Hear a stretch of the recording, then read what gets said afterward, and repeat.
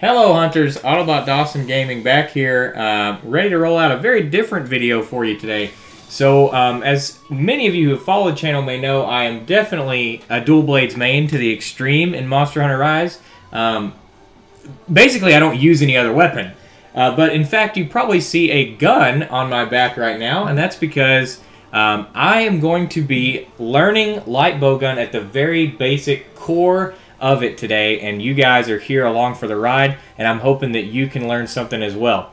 We have a level 999 HR expert gunner Damo here, who fans of the channel probably already know, but for those who don't know, Damo, can you just go ahead and say hello so they can hear you? Yeah, hey guys, how you going? Alright, so what we're going to be doing today is going through the basics of a light bow gun. We're going to be looking at one build just to keep things simple. Damo has some really killer in-game builds that I've seen just slaughter the toughest monsters in the game.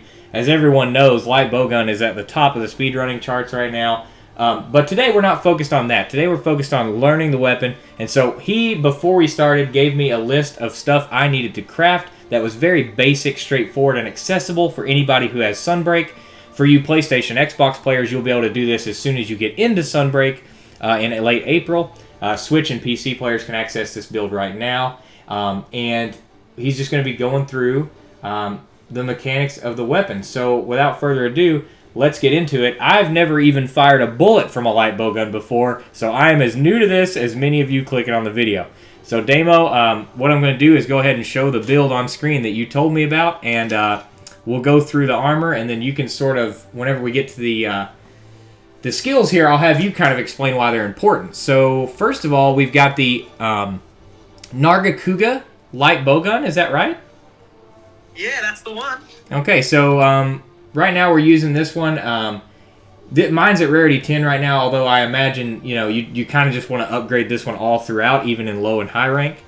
And then we've got a great Rogi helmet, a Teostra chest piece, the Kaiser mail, Diablos gauntlets, the Squire's belt armor, and the Arc Greaves, which I believe is from Shigaru. And then for our talisman, we decided to go with a very basic, just any talisman with a 3-slot, 2-slot, and 1-slot will work for this build because obviously I didn't have a great bowgun talisman made in advance, so Damo told me basically a 3-2-1 will work. So Damo, how about we start going through the skills here, and you can sort of take over from this point and talk about what skills matter. I've got the skills brought up here on the screen. Yeah, nice. So, just the way armors work, obviously we have a few useless skills on here, so people watching at home can obviously ignore the offensive guard skill on the first page, Master's Touch on the second, Razor Sharp. Spare Shot is a good gunner skill, but we're not utilising that in this particular build. Stamina Surge, we also don't care about. I've got some extras from my talisman, which is Stun Resistance and Wide Range. You may have a couple of other skills on there that are useless as well, but let's get rid of the useless. Let's talk about the important ones. So, most important one, Recoil down level 3. This, reduces the recoil from your gun and allows you to fire faster. We couple that with reload speed level 1. I know we're jumping around a bit here, but these two skills go very hand in hand. Reload the gun faster. It all just comes down to allowing the person to shoot as quickly as possible. Other core skills we've got are Pierce up level 3 and Rapid Fire up level 3. They're just damage skills, but they are both huge for this build, each one providing a 20% damage boost. So that's the core bowgun skills. Now let's have a look at a few just extra damaging skills. Just our typical Critical Eye, Weakness Exploit, Critical Boost, and our gun has 40% affinity. And then to get that all the way to 100, the final thing we'll be using is 1 level of Bloodlust on this build. And finishing us off, we've got the Comfort skills. So we've got Ballistics level 3. That's going to increase your critical distance, a concept that once we start shooting this training dummy, will be more clear what that actually is. So that one, we've got Evade Extender. Evade Extender, we've got level 1 on here. You're going to do a lot of evading, to not get hit by a monster. on average, bow guns and just gunners in general, we take 30% more damage. So you really don't want to get hit by anything. And the last comfort skill we've got on here is a level of steadiness. And that's just so that our gun shoots straight. Now, our gun will shoot straight without a level of steadiness, but there's a certain dango that you can eat which boosts your damage more, but gives you some deviation. So we offset it with that steadiness. Next thing, Dawson, we'll look at the switch skills. Sounds good. Let me get that pulled up. And also, guys, as we go through this, feel free to screenshot or whatever any of the actual skill list there, just so you have that on file. Yeah. All right, you got that up? Yep. Yeah. All right. So forward dodge, reload speed, critical firepower, wyvern counter, and then your choice of silkbind glide or mecha silkbind shot. Just a quick thing here. Forward dodge is just a standard evade. You could swap it with quick step evade, but it lowers your dodge distance, and through the use of evade extender, you can offset the lowering. But I like forward dodge, personal preference, but generally forward dodge is better. Reload or elemental reload, definitely reload, since we're not using an elemental gun. For the next one, critical firepower. It might increase your recoil and lower your critical distance, but we've got skills to offset those. And this is a 30% damage boost, so very useful there. The next one, this has to be Dawson's favorite once he starts using it, is the wyvern counter. If anyone's ever watched other videos, we know that he loves his counters. And this is really useful because sometimes just a B evade isn't quite enough to escape an attack, but a counter is going to be really useful. The last and actually the least, silkbind glide is good for positioning, but realistically you can just, move into position better. Silkbind glide or mecha silkbind shot, they're good for doing a bit of blue damage, but not much outside of that. I like silkbind glide because it's good for wake ups, but we're not even going to really be using these skills in today's video. The most important one is definitely wyvern counter. Now, Damo, can you tell me as well, in terms of switch skill swap, how often is this build going to have to be utilizing that? So on when you get to end game, we start using a lot of skills to boost our damage, like Mail of Hellfire or Dereliction, which force you to use one scroll. And the thing is, with the switch skills here, it mostly comes down to what ammo type you're shooting and your playstyle. So realistically, there's only one that you need. You won't need to switch scrolls ever. So if you want to have the same thing on both scrolls, that's fine. The only time you might want to have two different scrolls, and you keep everything the same except for the fourth skill, and that's just because fanning vault and fanning maneuver can be quite useful for things. Vault allows you to tower over the monster, which can be a nice way to evade, but it's not the easiest to pull off. And then fanning maneuver is like a nice sideways one that also gives you a damage boost, but at the end of the day, the counter will almost always be the most useful. So if you want to go ahead and put the same skills on blue scroll, but change the counter to fanning maneuver, you can definitely go ahead and do that. But for newer players, you're going to want wyvern counter. It's just the easiest one to use in basically every situation. All right, perfect. Well, I've got that set up, so how the heck do I use this thing? All right, how about come with me over here and we can have a few firing shots at this turtle here. So first thing, to unsheath the gun, press ZR. Okay, that's a little different. Now that is unsheathed, the most important thing, you can try firing with ZR, but as you can see, we're not really aiming at anything. It's pretty difficult to hit, isn't it? It is, yeah. I'm just kind of shooting in the dark here. Yeah, so hold ZL and you'll see this little accuracy thing come up, this little target. Okay. Do you see that? Yeah. Yep. If it's orange, that means you're within critical distance, which is good. If you go a little bit further back, and we've got a lot of range on this build, so you have to go quite far back, it'll turns yellow. And the yellow means you're out of critical distance. You really want to stay within the orange, yeah? Yeah, I just noticed, just real quick so that people know, I just noted a difference of 7 when I was in yellow with this. Well, hold on, I need to reload. versus 92 when I was within critical. So that is a big difference. Yeah, definitely stay within critical distance. Now, you probably, you mentioned reloading there. If you try and shoot a bullet when you have no, like, when your gun has no ammo in its, like, clip, then it will just automatically reload for you. Oh, yeah, I see that. I'm going to show that one more time. So that's interesting. Okay, that's really cool. Yeah, you can manual reload by pressing X, but advanced gunners do this 1% of the time, even less. Okay. Yeah, it's really not useful. So utilize auto reload, and then roll out of the way when an attack comes. I gotcha. Yeah.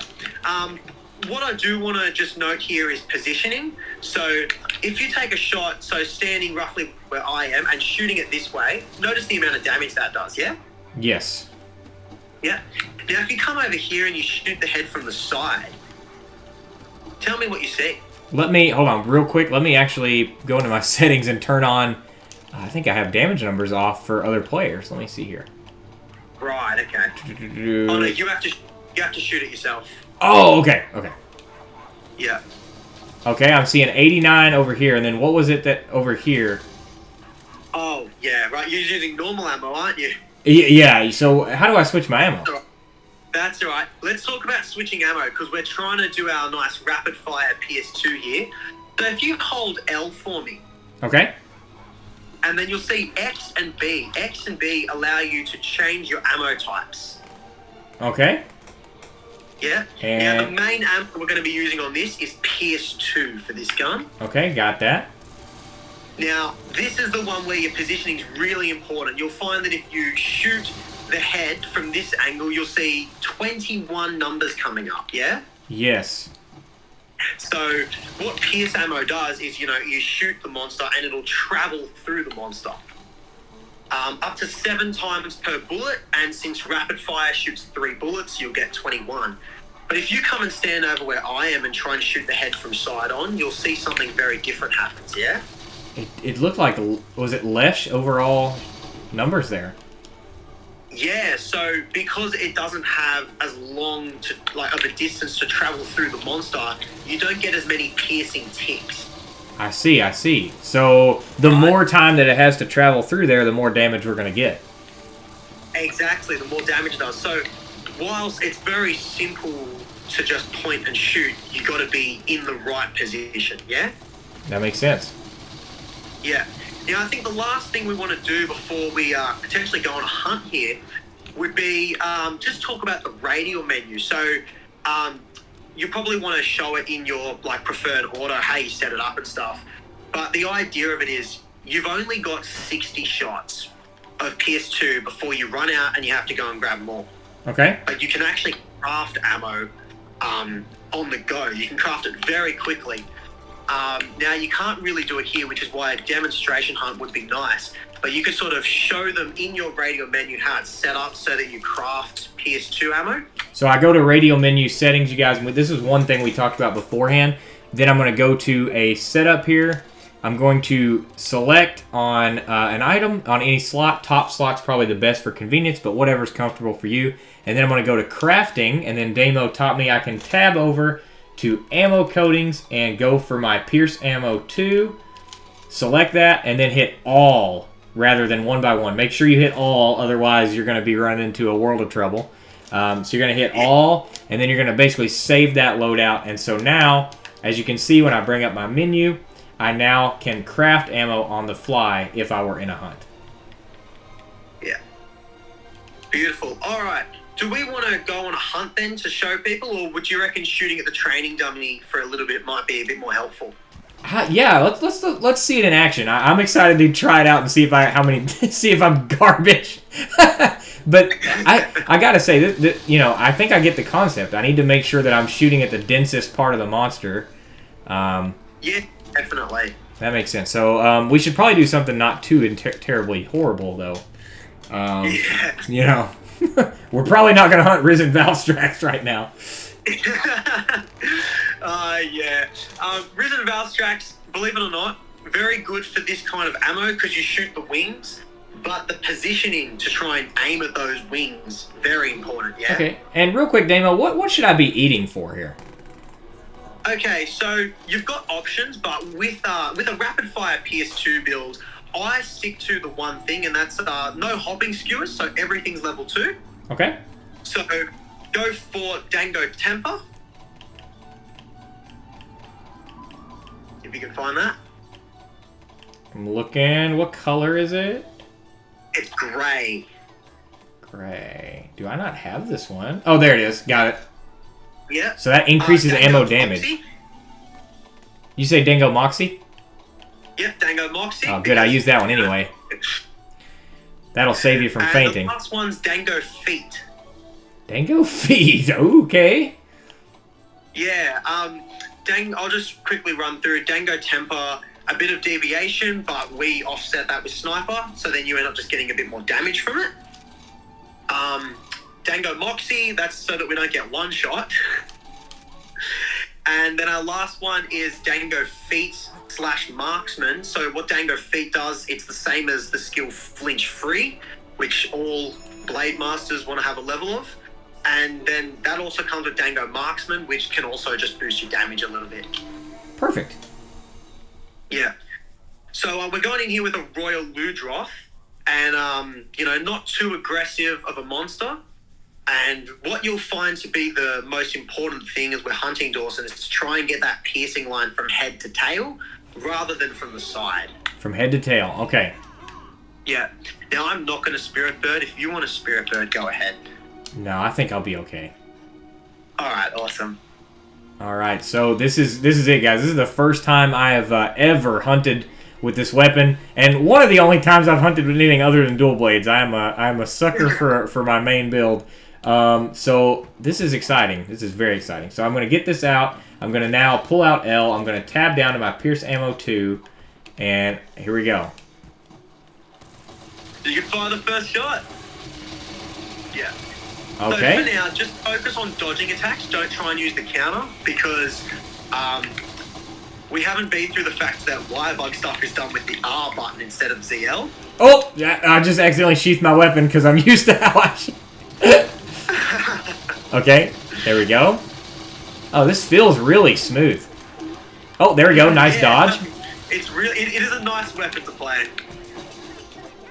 Oh, I just hit him with my gun. Oh no! I'm pressing A. Don't do that. Thank you for the heal. You're all good. Okay, I keep not pulling it out correctly. All right, here we go. Okay, there we go. I'm getting a little bit better dodging here.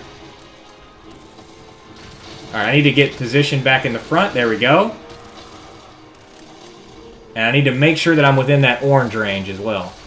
Because remember, guys, if you see this reticle, as I just learned, and it's not orange, but in fact yellow, you're going to be doing a lot less damage. Okay. Reload automatically.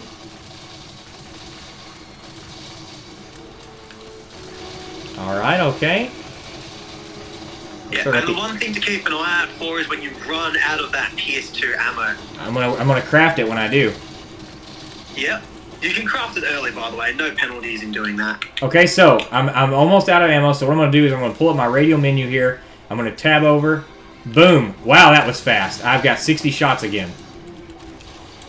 And, Damo, what are the different materials I actually need in order to craft that, by the way? What do I need to make sure I have in my box so the viewers know? So, to craft PS2, we need PS1 ammo and gunpowder level 2. And both of those you can buy from the merchant. Perfect. So make sure you have those in your item inventory, you guys, so that you can craft that on the fly. And keep, it looks like, so the number that you see there on the right that keeps going down, that's my ammo reserve. So I can hold 60 at a time. Okay, I'm starting to get the flow of this. Yeah. Okay, he's almost dead. Let's see if I can get a little dodge here.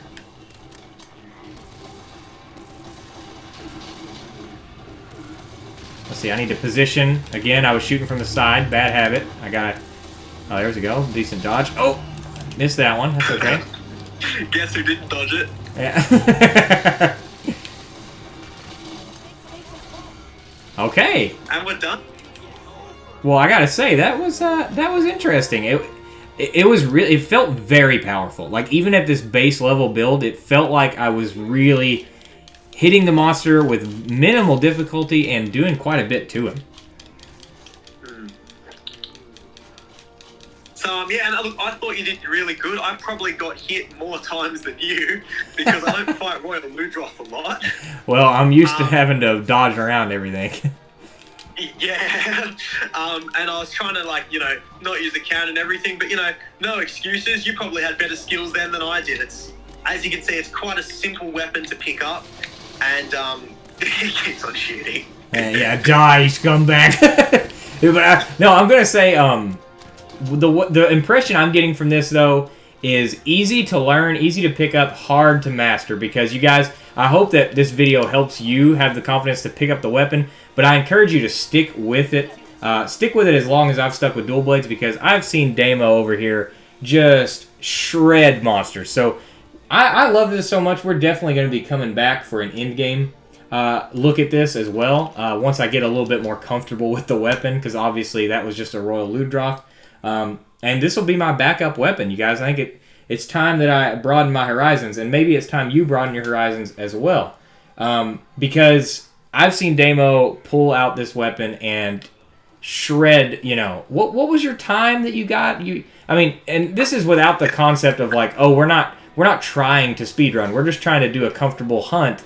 And Damo still gets sub 4, sub 3 minute hunts on really difficult monsters quite often. Yeah, I versed a Flaming Espiness, just the one at the arena, not an afflicted one, and I think it was like 255 or something. Yeah, really, really quick. Less than 120 shots used to kill it. Oh my gosh, that's amazing. So we will definitely be coming back next time to take a look at that, you guys. Damo, is there anything else you want to leave our hopefully new gunners with before we close this one out? We never use it in the hunt, but probably just remember, if you are going to start experimenting with the wire bug attacks on the light bowgun, you actually, instead of pressing ZR plus X or ZR plus A, because you're going to be, ZL plus X and ZL plus A, that's what you use to aim, right? So with gunners, what we do is we press R and A, R and X. That's what we do for everything. So just a little bit different. You guys pay attention to your screen. The screen's pretty good at showing you those prompts and everything. So be sure to take a look at that. And you're just going to have to play around with it, get comfortable. So give this weapon a chance. I enjoyed my brief time with it here. Damo, thanks for being such a good teacher. And I'm excited for trying that out. A bit more in the future. Okay, well, everybody, I think that's it. Damo, are we good to go? Yeah, mate, that's all I've got to say. I hope people pick up the weapon. I hope they play with it. And, any other questions people might have for me, like alternative guns that you could use, what might be a bit more powerful than this gun, leave a comment, and I'll obviously try and monitor those and answer accordingly. And remember, you guys, and now that we're at the end of the video, I want to remind you to go ahead and subscribe, because you're going to get all kinds of great content. This channel is primarily a streaming channel, so I stream Monster Hunter all the time, and I always play with viewers.